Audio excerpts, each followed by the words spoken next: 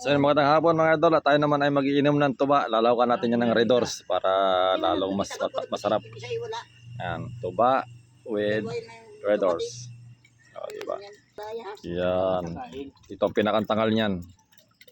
Red Horse sa tuba. Ayun, nagabago ng kulay kaya rilo. Na kulay brown na. May kulay na ito, hindi na kulay puti.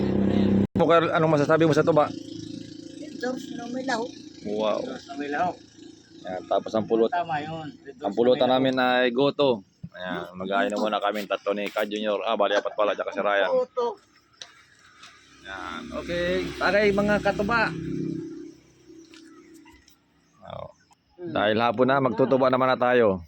O, di ba? Tuba-tuba pag may time. Kasi lilipat natin doon sa pitchil na may yelo para mas masarap inumin, malamig. Kakalog-kalugin natin para mabilis lumahok. Hindi na baba agad dahil matagal bumaba. Yan, binili namin.